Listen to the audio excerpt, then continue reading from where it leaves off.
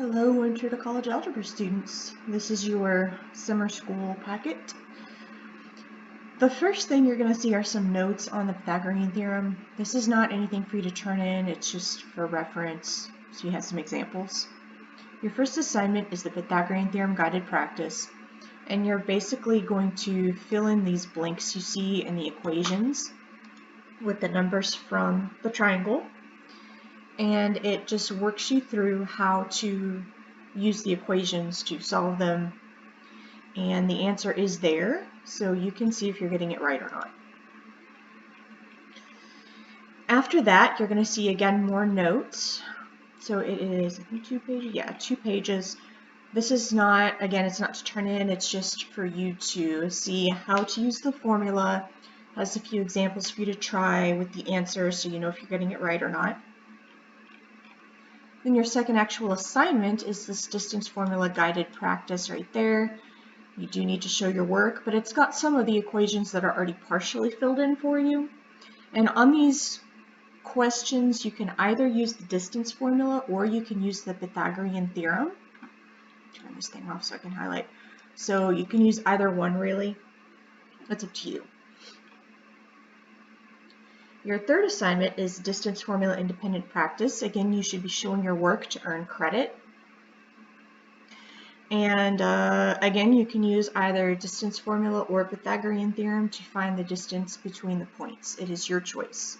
The first 6 here are just 2 points without a picture, and the second set all have a picture with them, so that if you wanted to draw triangles on them to use Pythagorean theorem, you could. And the next assignment is just a spiral review. It's mostly linear equations and linear systems. Show how you got your answer. In some cases, like for the graph, you could just kind of show, let me pull up my writing utensil again. You can show, like you can show where the y-intercept is, and you can kind of count the rise over run kind of thing to get the slope. And when you're sketching the graph, you could say, oh, here's my y-intercept, which obviously that's not it, but just as an example. And then kind of, again, count out the slope like that, and then draw your points and go, yay, there's my line. And again, that's not the line, so don't draw that line. That's not it. It's just an example.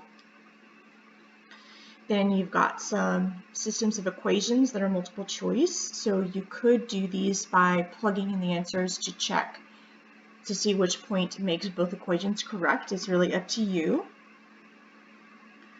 You've got some quadratics to solve. You can use any method, so you can just use reverse PEMDAS. So for instance, you could add 6 to both sides, divide by 7, and then take the square root. Or you could use quadratic formula, you could factor, it's your choice.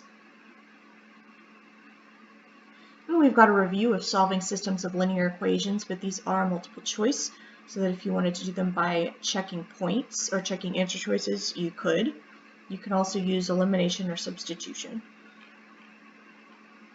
And then finally, we have just a review of percent and ratio word problems.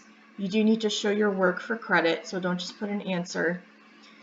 And they're just percent problems, fraction problems, ratio problems, that kind of thing. And there's one slope problem in here too, I believe. So that's pretty much it.